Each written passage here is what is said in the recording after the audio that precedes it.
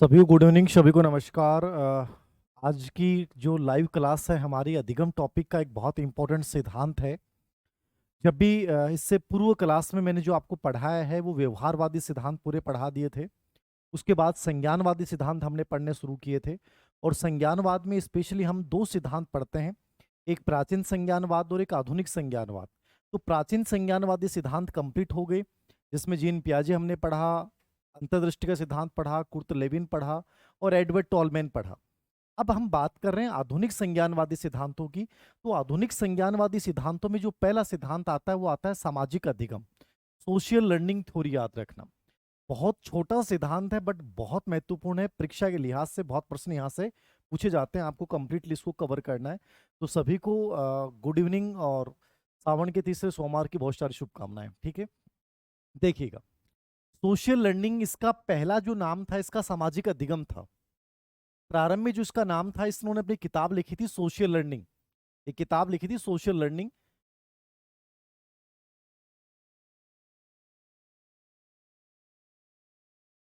ये 1900 कुछ जगह 1971 लिखा हुआ है, कुछ जगह 1977 लिखा हुआ है। ठीक है ना, अलग अलग बुक्स में अलग डेट है इसकी।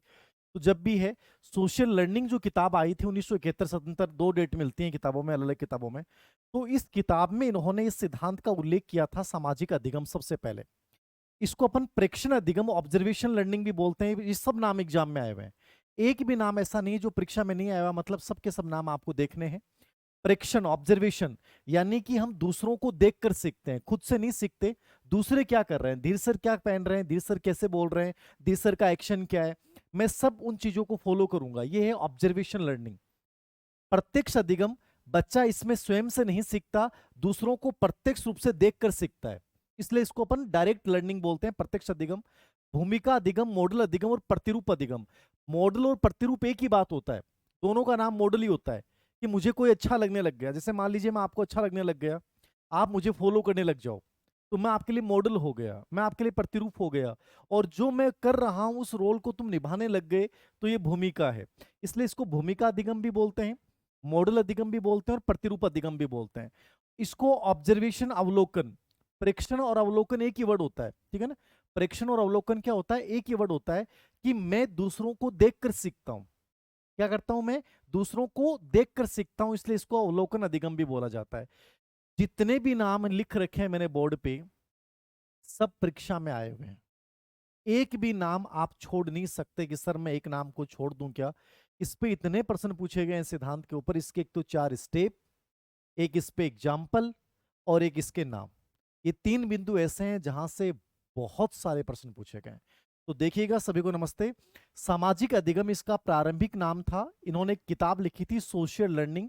इसकी दो डेट मिलती है, 1971-77, आप कंफ्यूज मत होना।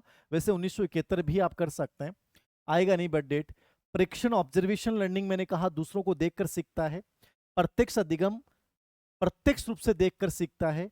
भूमिका, मॉडल, प्रतिरूप अधिगम, प्रतिरूप मॉडल को ही बोला जाता है। और अवलोकन अधिगम, ये सब इसके नाम है। 1986 में इसका नाम चेंज कर दिया गया था, सामाजिक संज्ञानात्मक सिद्धांत। तो ये नाम भी एग्जाम में आया हुआ है। 1986 में इसका एक नया नाम आया था, सामाजिक संज्ञानात्मक। ठीक है ना।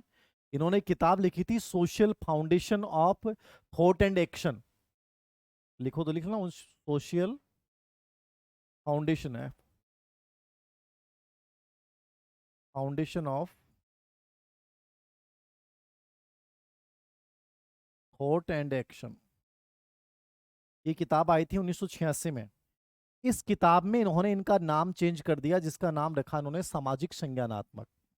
पहले इसका नाम क्या था, सोशल लर्निंग था, सामाजिक अधिगम था। 1986 में इसका नाम क्या कर दिया गया, सामाजिक संज्ञानात्मक सिद्धांत कर दिया गया।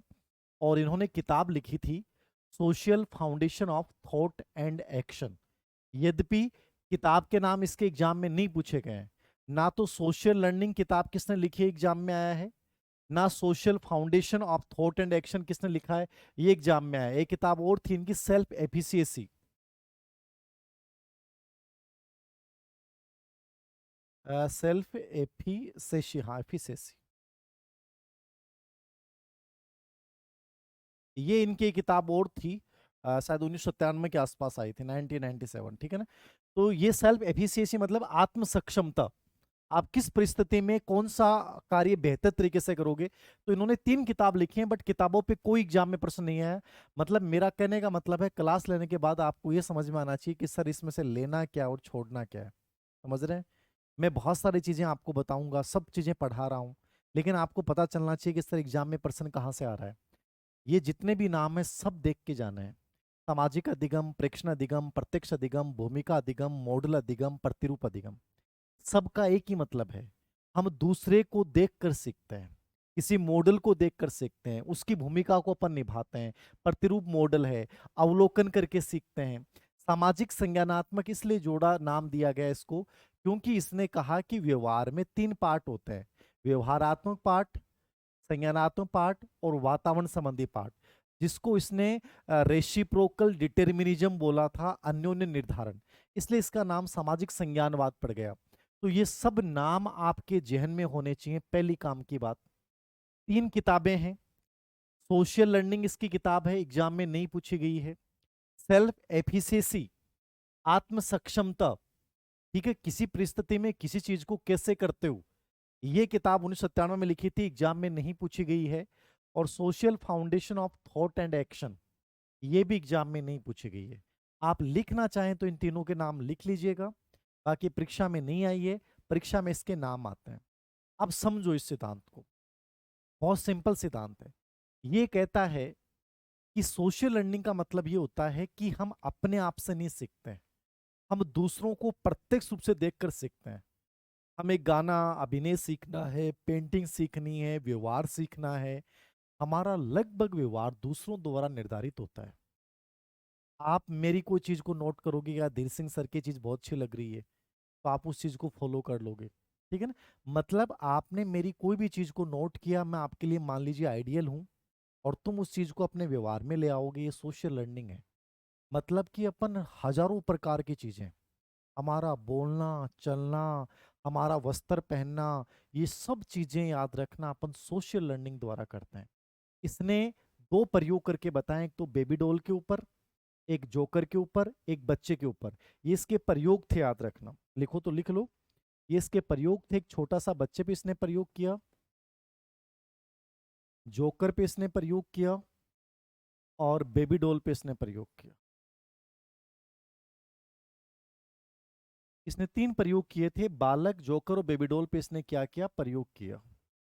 ये हल्का सा याद रखना है, मैं समझाऊंगा आपको, आराम से रिलैक्स होकर समझिएगा।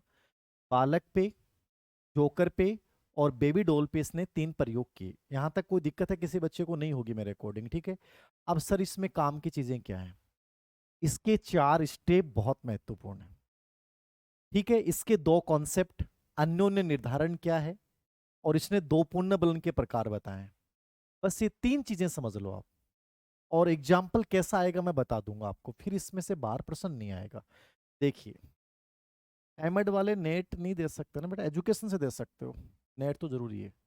पहली चीज तो इसमें समझनी है, इसने कॉन्सेप्ट दिया था अन्योन्य निर्धारण, लिख लो। पांडुरा के अनुसार अन्योन्य निर्धारण क्या होता है? अन्योन्य निर्धारण का मतलब होता है रेसिप्रोकल,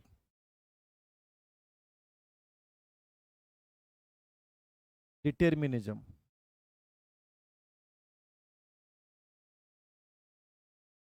रेसिप्रोकल डिटर्मिनिज्म, इसको बोलते हैं अपन अन्योन्य निर्धारण का सिद्धांत। रेसिप्रोकल डिटर्मिनिज्म क्या है? सिंपल सी लाइन है, ये कहता है हमारा व्यवहार, आपका जो व्यवहार होता है ना, वो 3 कारकों का परिणाम होता है। व्यवहारात्मक कारक, यद्यपि इस पे प्रश्न नहीं आया बट इसको नोट कर लेना आप। अन्योन्य निर्धारण, रेसिप्रोकल डिटर्मिनिज्म की थ्योरी किसने दी है? बांडुरा ने दी है। ये कहता है कि हमारा व्यवहार 3 कारकों की का परिणाम होता है, व्यवहारात्मक कारक, संज्ञानात्मक कारक, और तीसरा वातावरण या पर्यावरणीय कारक।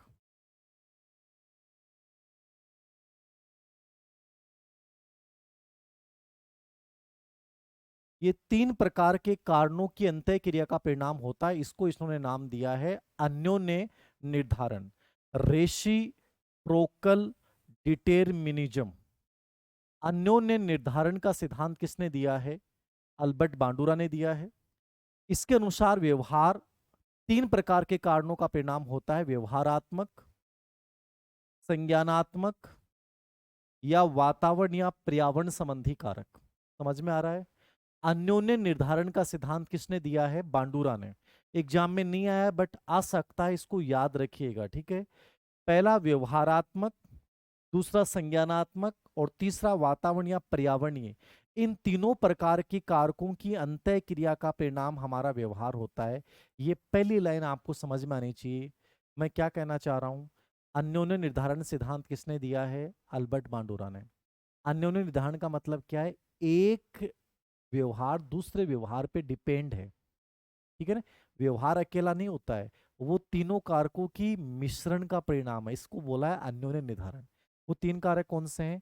व्यवहारात्मक, संज्ञानात्मक और वातावरण या पर्यावरण। पहली चीज, पहला कॉन्सेप्ट ये याद रखना। दूसरा कॉन्सेप्ट याद रखना, ये कहता है पुनर्बलन दो प्रकार का होता है। कितने प्रकार का होता है? दो प्रकार का होता है। एक होता है आत्म पुनर्बलन, जिसको प्रत्यक्ष पुनर्बलन बोलते हैं, और दूसरा होता है स्थानापन्न पुनर्बलन, डिस्प्लेसमेंट पुनर्बलन। आत्म मतलब सेल्फ रिइंफोर्समेंट है, ये तो सेल्फ है। और ये क्या है? स्थानापन्न, डिस्प्लेसमेंट, रिइंफोर्समेंट। याद रखना, एग्जाम में कोई प्रश्न नहीं पूछा गया है कि बांडुरा ने पूर्ण बलन के, ये मैं बता रहा हूं आपको, ठीक है ना, कि नई चीजें हैं, अपडेट हो रही हैं। इसलिए मैं आपको चाहता नहीं कि कोई चीज ऐसी बच जाए कि एग्जाम में आ जाए और आपको नहीं आए। मेरा उद्देश्य ये है। इसने कहा कि पूर्ण बलन कितने प्रकार का होता है? दो प्रकार का। किसने कहा है? पांडुरा ने। पहला है आत्म पूर्ण बलन, सेल्फ प्रत्यक्ष पूर्ण बलन, और दूसरा पूर्ण बलन होता है स्थानापन्न पूर्ण बलन। आत्म पूर्ण बलन को समझिएगा, मेरे मानक पे मैंने कोई व्यवहार किया और मुझे पूर्ण बलन मिला, ठीक है ना। ये तो हो गया आत्म, मुझे मिला डायरेक्ट किसी से। भाई जैसे आपने कोई, मैंने आपसे प्रश्न पूछा, ठीक है ना। बुक में है बेटा संगीता, अन्योन्य निर्धारण का सिद्धांत दे रखा है बुक में, ऊपर ही ऊपर दे रखा है, ढंग से देखो आप। शुरुआत में दे रखा है रेसिप्रोकल डिटर्मिनिज्म, आपने दे पढ़ा नहीं ढंग से, इसलिए नहीं पता। सब दे रखा है बुक में, ऐसी कोई चीज नहीं जो नहीं दे रखी। आत्म पूर्ण बलन क्या होता है? प्रत्यक्ष पूर्ण बलन। मैंने कोई व्यवहार किया और मुझे पूर्ण बलन दिया आपने, तो ये आत्म पूर्ण बलन है। और स्थानापन्न पूर्ण बलन क्या होता है? बस इनके नाम समझने, बाकी कुछ नहीं है, बस नाम पूछेगा मैक्सिमम। स्थानापन्न पूर्ण बलन का मतलब है मैंने दूसरों पे पूर्ण बलन की प्रतिक्रिया देखी, आपको नहीं मिला। आपके भाई को आपने मोटिवेट किया कि जा पापा से आइसक्रीम के लिए 10 रुपए लेके आ, फिर अपना आइसक्रीम खा के आएंगे। अब आपने अपने भाई को मोटिवेट किया और वो भाई गया, पापा 10 रुपए दे दो मुझे आइसक्रीम खाने का मन हो रहा है।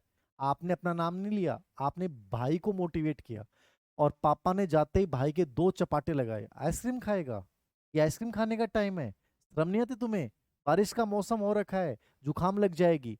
अब आपने, पापा ने जैसे उसकी धुलाई की तो आपको समझ में आ गया कि बेटा आइसक्रीम वाली इच्छा गायब है, खत्म करने में फायदा है। मतलब उसके ऊपर पूर्ण बलन जो मिला ना, उसको आपने अपने ऊपर लागू कर लिया, ये कहलाएगा स्थानापन्न पूर्ण बलन।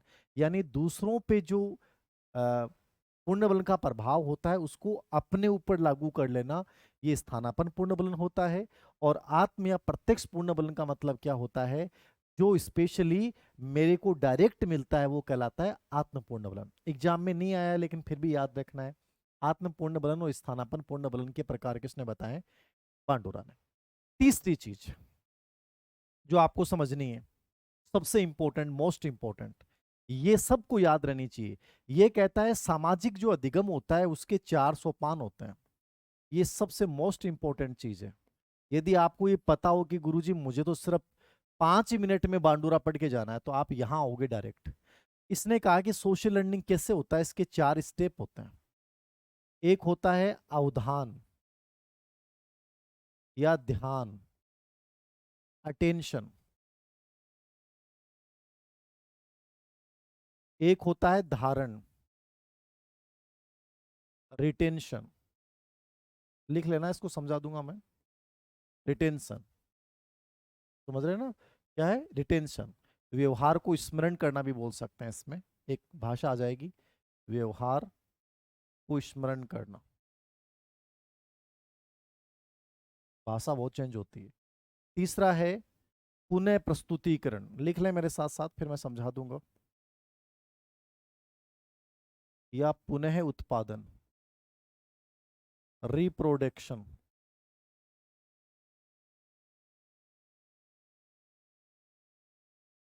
स्मृति को क्रिया में बदलना भी बोलते हैं इसको।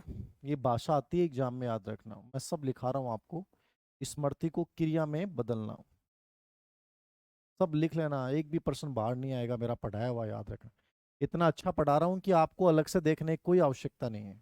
और चौथा है पुनर्बलन, बस जो मैं पढ़ा रहा हूं ना उसको रिपीट कर लेना अच्छे से। पुनर्बलन या अभिप्रेरणा बहुत इंपॉर्टेंट चीज है ये। जो बच्चे स्मार्ट स्टडी करना चाहते हैं उनको लगता है कि सर बांडूरा में सबसे महत्वपूर्ण चीज क्या है, तो यहां से प्रश्न आता है, बाकी प्रश्न नहीं आता है। सामाजिक अधिगम के सोपान, 4 सोपान होते हैं। पहला है अवधान, इसको ध्यान बोल दें, अटेंशन बोल दें। दूसरा है धारण, रिटेंशन, व्यवहार को स्मरण करना। तीसरा है रिप्रोडक्शन, रिप्रेजेंटेशन, पुनः उत्पादन या पुनः प्रस्तुतिकरण। और इसको अपन ये बोल सकते हैं, या याद रखना, ये जो वर्ड लिखा रहा हूं लिख लेना इसको, स्मृति को क्रिया में बदलना। यहां जो आपने माइंड में, ये धारण का मतलब होता है माइंड में सेव करना, सेव की हुई चीज को आप व्यवहार में बदलोगे, यह है पुनः प्रस्तुतिकरण, पुनः उत्पादन। और चौथा है पुनर्बलन या अभिप्रेरणा। यदि आपको इस व्यवहार पे पुनर्बलन या मोटिवेशन मिलता है तो आप व्यवहार करना सीख जाते हो। ये 4 स्टेप होते हैं सोशल लर्निंग के, याद रखना, ठीक है। ये 4 स्टेप होते हैं, समझ में आ रही है बात। सोशल लर्निंग के 4 स्टेप हैं, अटेंशन, रिटेंशन, रिप्रेजेंटेशन और लास्ट में रीइंफोर्समेंट या मोटिवेशन।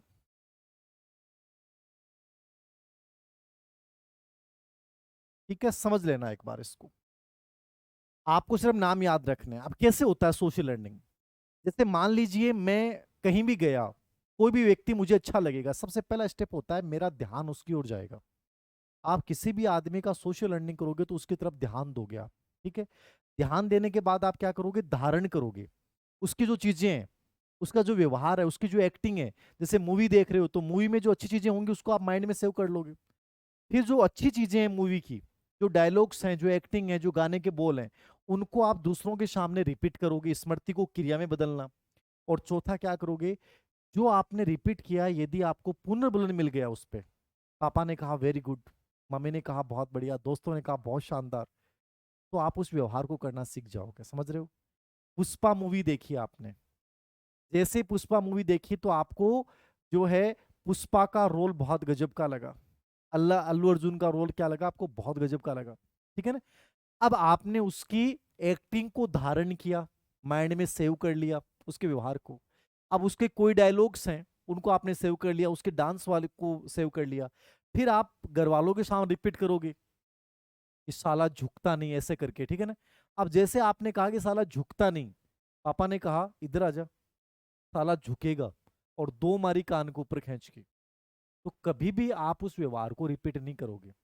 और मान लीजिए जैसे आपने कहा कि साला झुकता नहीं, पापा ने कहा यार क्या गजब एक्टिंग की है, ऐसा लग रहा है अल्लू अर्जुन तू ही है बेटा, वाह बेटा पुष्पा, और बधाई दे तेरे को। तो आप उस व्यवहार को बार बार रिपीट करोगे।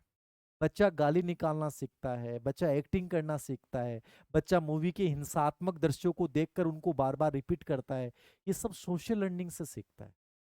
ये 4 स्टेप याद रखना। इसने एक बच्चे पे प्रयोग किया, वो सेम यही करेगा। हम हजारों उदाहरण ले सकते हैं। आज भी हमारे एक मूवी का सोशल लर्निंग बहुत दिखाया जाता है, शोले मूवी का। कि शोले मूवी को अपन सोशल लर्निंग इतना किया लोगों ने कि शोले मूवी को देखा, धर्मेंद्र का रोल अच्छा लगा, बसंती का रोल लगा, काली का लगा, किसी का भी लगा, ठीक है। जिसका रोल अच्छा लगा उसको देखोगे आप, देखने के बाद उसको माइंड में सेव कर लोगे, सेव करने के बाद उस व्यवहार को रिपीट करोगे। जैसे बहुत सारे बच्चों ने वो टंकी वाला दृश्य था, उस पर चढ़ के खूब व्यवहार को दोहराया, ठीक है ना। क्यों दोहराया, क्योंकि धर्मेंद्र ने उस मूवी में जब उस व्यवहार को दोहराया तो उसको पुरस्कार मिला। मतलब बसंती के साथ उसकी सगाई की हाँ बड़ी दादी ने। यदि मान लो धर्मेंद्र ने वो रोल निभाया होता और उसके 2 चपाट पड़ते तो कभी भी कोई भी उस व्यवहार को दोबारा नहीं दोहराता। आज भी कोई एग्जाम डेट एक्सटेंड करनी है तो अपनी मांग मनवानी हो टंकी पे चढ़ जाते हैं। रीजन क्या है, जब आपको व्यवहार करते हो और उस पर पूर्ण बल मिल जाता है तो उस व्यवहार को आप क्या करते हो, बार बार रिपीट करते हो, उसे करना सीख जाते हो। तो सोशल लर्निंग के चारों स्टेप आपको याद रखने हैं। हजारों एग्जाम्पल लिए जा सकते हैं, हजारों एग्जाम्पल। आप ये देखना, हम इतना सोशल लर्निंग करते हैं, हमारी ड्रेस, हमारी हेयर स्टाइल, हर चीज। ये फैशन के जो दौर होते हैं वो कहाँ से शुरू होते हैं? सोशल लर्निंग से। आपने देखा एक बार ये जींस आई थी, छेद वाली जींस, सोशल लर्निंग। एक लियासा मॉडल ने पहली बार जींस पहनी जिसमें खड्डे खड्डे थे, कंपनियों ने उस जींस को बनाना शुरू किया, आप जैसे बेवकूफ लोगों ने उस जींस को खरीदना शुरू किया और इतने पैसे खर्च किए। क्या उपयोगिता है? अजीब सी लगती है वो। ऐसा लगता है बेचारा ये फक्कड़ है, पैंट फट चुकी है इसकी। अजीब सा लगता है। मुझे तो पता नहीं था कि पैंट ऐसी आती है। मैंने सोचा कोई बच्चा मोटरसाइकिल से गिर गया और उसकी छेद हो गए इसलिए पहने फिरता है। अब पता चला मुझे तो कॉन्सेप्ट रियल में डिजाइन है इन जींसों की। Social learning. फैशन देख लो, बालों की हेयर स्टाइल देख लो, हर जगह। अपन मंदिर में जाते हैं, सोशल लर्निंग करते हैं। आप देखना, आपने कई बार देखा होगा मंदिर में आप जा रहे हो और आपसे आगे कोई व्यक्ति जा रहा है और उस व्यक्ति ने आगे चल के एक पेड़ी को ऐसे किया, तो आपका दिमाग अपने आप ही हो जाएगा, यार इसने इस पेड़ी को किया मतलब मुझे भी करना है। आप अपना दिमाग नहीं लगाओगे वो क्या कर रहा है, आप भी उसको झुक के ऐसे करोगे। अरे पेड़ी पे किया है यार, कुछ नहीं है, लेकिन आप करोगे डेफिनेटली। देखना, जैसे वो मंदिर में गया और उसने घंटी को 3 बार बजाया, आप घंटे को बजाते नहीं बजाते, आप 3 बार बजाओगे, आपको लगा कि यार इसको ज्यादा नॉलेज है, 3 बार बजाने से बालाजी महाराज सुन लेते हैं। फिर जैसे मंदिर के पीछे जाओगे प्रदक्षिणा पथ में, भगवान से आपने प्रार्थना की, लेकिन आप देखना लोग प्रदक्षिणा पथ में जाते हैं ना पीछे की ओर, तो वहां पे आके और सिर यूं टेकते हैं। कहाँ लिखा हुआ है, कौन से धर्म ग्रंथ में लिखा हुआ? कहीं नहीं लिखा हुआ, लेकिन लोग टेकते हैं। उसका कलर ही अलग रख देते हैं, बालों को रगड़ रगड़ के ले जाते हैं। पहली बार एक ने रगड़ा था, बेचारा पागल था, सर दर्द हो रहा था, खुजली चल रही थी, और उसने सिर को रगड़ा था। उसके बाद आज तक लोग सिर रगड़ रहे हैं। Social learning. कई पहाड़ी वाले मंदिरों पे देखना आप, महिलाएं लगी रहती हैं पत्थर पे पत्थर रख के। क्या कर रही हो? बोली घर बना रही है। क्यों? यहाँ घर बनाने से वहां घर बन जाता है। और उनको देख के पूरी भीड़ एकत्रित हो जाती है और सब लुगाई जो होती है वो घर बनाना शुरू कर देती हैं। अरे देवियों क्या कर रही हो यहाँ पे? अरे यहाँ पे घर बनाने से घर बनता तो हर कोई बावरिया लुहार घर बना देता। और कई महिलाएं इतनी समझदार होती हैं कि 5-5 मंजिल बना के आती हैं, कि पता नहीं एक बने ना बने, 2, 3, 4, 5, कि कम से कम 5 बना के आए तो 3 तो बन ही जाए। Social learning. मतलब हम हर चीज में अपना दिमाग यूज नहीं कर रहे हैं, वो क्या कर रहा है बस वो हमें करना है। जितने भी अंधविश्वास फैल रहे हैं ना वो सोशल लर्निंग से फैलते हैं। हर जगह आप देख लो। फैशन की तो स्थिति इतनी बुरी है कि महिलाओं ने पुरुषों की कोई चीज को नहीं छोड़ा। जींस में आई गई, टी शर्ट में आई गई, हेयर स्टाइल में अपनाई ली। आदमी के पास एक ही चीज बची थी जो उसके पास अलग थी, क्या? पजामा। कि पजामो आदमी पहनेगो। लेकिन एक मॉडल थी रियाना डेश, और रियाना डेश ने क्या किया, भारतीय जो पजामा था उसको मॉडल के रूप में रैंप पे चल के दिखाया। मतलब भारत से पजामा बनाया गया और उस पजामे को पहन के वो रैंप पे चली। और कंपनियों ने क्या किया, उसका नया नाम दे दिया, बोले महिलाओं के लिए क्या आ गया, प्लाजो। वो आदमी को, आपने गाँव में जो आदमी पहना करता ना बाको, पजामो जो है ना पजामो, फिर ने महिला के लिए नाम दे दियो प्लाजो। यानी इंसान आदमी की कोई भी चीज इन महिलाओं ने नहीं छोड़ी। बताओ। और गाँव का मैंने बुढ़ी बुढ़ी लुगाई प्लाजो पहने घूम रही। ये के पहने अंडो बनाए के देने की वो पजामो है। ना ना, वो मारे लिए अलग से डिजाइन है। ये वो बूढ़ी वालो पजामो ही है, वो प्लाजो को नहीं भाई। देवी, कौन समझ में आवा? प्लाजो प्लाजो प्लाजो, हद हो रही है। तो सोशल लर्निंग समझ में आ रहा ना, वो क्या कर रहा है, वो क्या बोल रहा है, वो क्या पहन रहा है, मैं उसी व्यवहार को अपने व्यवहार में लेके आ रहा हूं, याद रखना। ये सब सोशल लर्निंग। ओके। रेट की ओल्ड पेपर की बुक वेजेंद्र, अपनी साइकोलॉजी वाली तो आई रखी है, साइकोलॉजी में तो सब है, ले सकते हो आप। ओके। ये समझ में आ गया, चारों स्टेप याद रखना, ठीक है ना? ये चारों स्टेप मोस्ट इंपॉर्टेंट पार्ट है। और इसी पे इसने प्रयोग किया था, इसने एक प्रयोग किया था बेबी डॉल का। एक ऐसे बेबी डॉल रखा था इसने, बेबी डॉल जानते हो ना, ऐसे हवा भरी सी होती है। तो ऐसा इसने प्रयोग किया 3-4 ग्रुप्स पे। तो जो ग्रुप बेबी डॉल को देखकर मुस्कुराता है और जो ग्रुप बेबी डॉल को देखकर आक्रामक व्यवहार करता है, कि इसको देखा और उसके आक्रामक व्यवहार किया, तो जिस ग्रुप ने आक्रामक व्यवहार किया और उसको पुरस्कार दिया, तो पुरस्कार मिलने पर वो बच्चे बार बार वही आक्रामक व्यवहार करते हैं, मतलब इसकी धुलाई करते हैं। और मान लीजिए आपने इसको प्यार किया और आपको कुछ नहीं मिला, तो आप वो व्यवहार करना बंद कर दोगे। और आपने इसके पेट में 5-7 मारे और उसके बाद आपको पुरस्कार दिया गया, टॉफी दी गई, तो बच्चे उस व्यवहार को करना सीख जाते हैं। मतलब कहने का मतलब है कि अपन कोई भी चीज को देखते हैं, उसको अपन धारण करेंगे, फिर रिप्रेजेंटेशन करेंगे, फिर पूर्ण बलन मिल गया तो अपन उसको सीख जाएंगे, वरना उसको नहीं सीखेंगे। ये सोशल लर्निंग होता है, तो इसको माइंड में रखिएगा आप, ठीक है। एक स्टेटमेंट भी लिख लीजिएगा। एक लिंडग्रेन एक व्यक्ति हुए हैं, आया हुआ प्रश्न है शुरुआत में 2014 में। इसने कहा था कि सामाजिक अधिगम जो प्रारंभ होता है ना, वो संप्रक्ष प्रारंभ होता है। किससे प्रारंभ होता है? संप्रक्ष प्रारंभ होता है, लिख लेना। तो सामाजिक अधिगम संप्रक्ष प्रारंभ होता है, किसने कहा था? लिंडग्रेन ने। ये आया हुआ स्टेटमेंट है, याद रखना। लिंडग्रेन ने कहा था कि सामाजिक अधिगम जो होता है वो संप्रक्ष प्रारंभ होता है। सर सेकंड ग्रेड के पेपर के लिए अब क्या देखें? अशोक साइकोलॉजी के लिए तो वही टॉपिक्स देख लो जो मैंने टेस्ट में करवाए हैं स्पेशली, ठीक है ना। व्यक्तिगत भिन्नताएं वाला टॉपिक देख लो, बुद्धि के सिद्धांत देख लो, वाइगोत्स्की जीन पियाजे देख लो, अधिगम स्किनर पावलोव देख लो, शिक्षा मनोविज्ञान की प्रकृति उपयोगिता उद्देश्य और कार्यक्षेत्र देख लो, व्यक्तित्व के सिद्धांत प्रकार और प्रेक्षेपी विधियां, मतलब वो चीजें मैंने जो टेस्ट लिए हैं ना 4-5, वो टेस्ट कल मैं सॉल्यूशन करवाऊंगा एक और, उससे एक आइडिया लग जाएगा आपको। समग्र मनोविज्ञान की न्यू बुक बेटा अभी टाइम लगेगा, 10 से 15 दिन मानो, आप तीनों बुक आ जाएंगे, सेकंड ग्रेड फर्स्ट ग्रेड और समग्र मनोविज्ञान, तीनों में 10 से 15 दिन। लास्ट चरण में है बस, अब कंप्लीट अपडेट की ओर है। तभी तो टाइम नहीं मिल पाता है, उसमें लगा हुआ हूँ बुरी तरह से। हो गया, समझ में आ गया? ओके। अब यहां से अंतिम प्रश्न आपसे यदि को पूछेगा तो ये पूछेगा सामाजिक अधिगम उपयोगिता क्या है। यद्यपि मैंने किताब में ये हेडलाइन डाल रखी है सामाजिक अधिगम को प्रभावित करने वाले कारक, लेकिन सामाजिक अधिगम को प्रभावित करने वाले कारक एग्जाम में नहीं आते हैं, याद रखना, छोड़ देना है इनको। सामाजिक अधिगम को प्रभावित करने वाले कारक जो होते हैं ना, वो एग्जाम में नहीं आते हैं, इनको छोड़ देना। जैसे सामाजिक कारक कौन से हैं, ये एग्जाम में नहीं आएंगे। समानता, सहयोग, कोई अपनी मदद करता है उससे अपन प्रभावित होते हैं, प्रतिस्पर्धा, ठीक है, समानता हो गई, सहयोग हो गया, प्रतिस्पर्धा हो गई, एकरूपता हो गई, ठीक है ना, मॉडल की विशेषताएं हो गई, ये सब, सहानुभूति हो गई, ये सामाजिक विशेषताएं। मेरे अकॉर्डिंग इनको मत रटना, ये नहीं आएगा।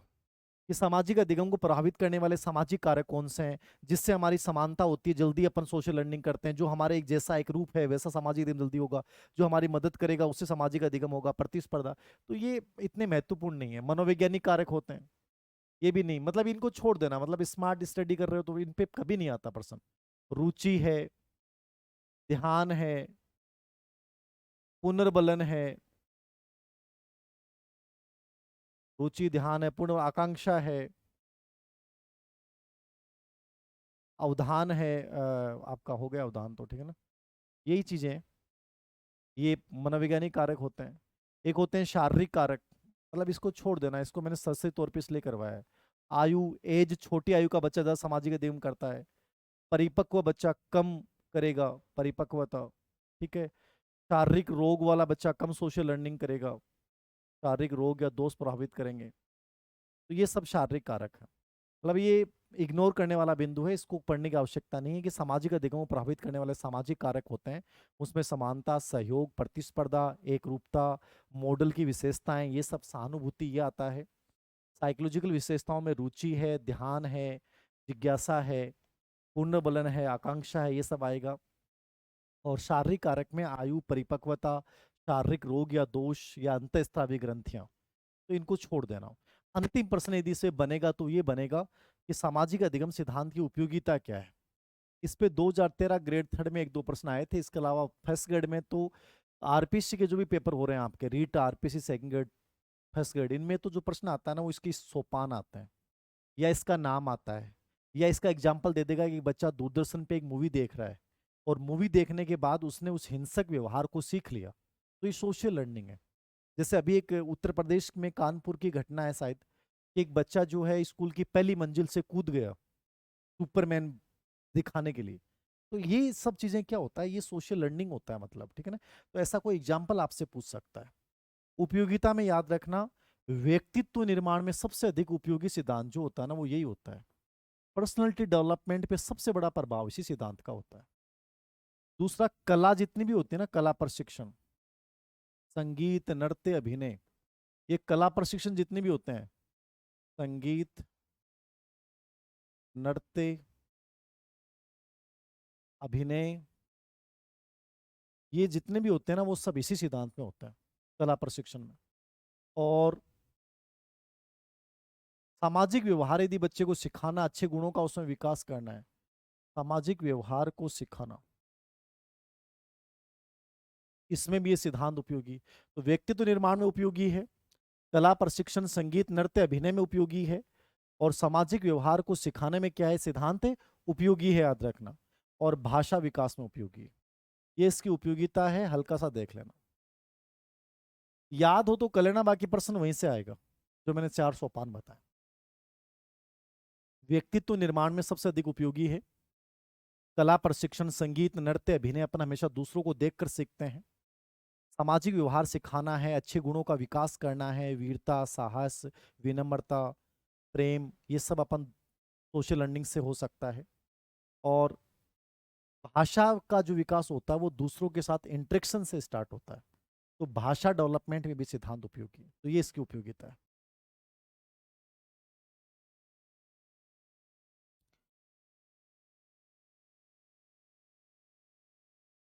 एमएड से नेट एजुकेशन दे सकते हैं क्या? मेरे अकॉर्डिंग तो दे सकते हैं भाई, मैंने तो दिया था उसमें, मेरा तो हो भी गया था। अब आजकल का पता नहीं मुझे। विजेंद्र धतरवा, सभी सब्जेक्ट की ओल्ड बुक क्या?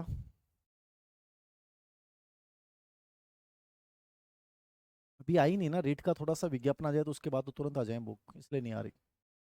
व्यक्तित्व निर्माण में, कला प्रशिक्षण में, सामाजिक व्यवहार को सिखाने में, और भाषा विकास में, ये देख लीजिएगा, ठीक है। तो ये सामाजिक अधिगम सिद्धांत जो आपका पूरा होता है, कंप्लीट होता है, इसमें 4 स्टेप्स याद कर लेना और इसके नाम याद कर लेना, बाकी चीजें छोड़ देना। सामाजिक अधिगम का अनुकरण करना आवश्यक है नहीं है, आपके ऊपर डिपेंड करता है बेटा, आवश्यक नहीं है, हमारे पर डिपेंड करता है। हम कर भी सकते हैं, नहीं भी कर सकते, बट सामाजिक अधिगम हमेशा चलता रहता है, कभी समाप्त नहीं होता, जीवन भर अपन किसी न किसी से कुछ ना कुछ सीखते रहते हैं।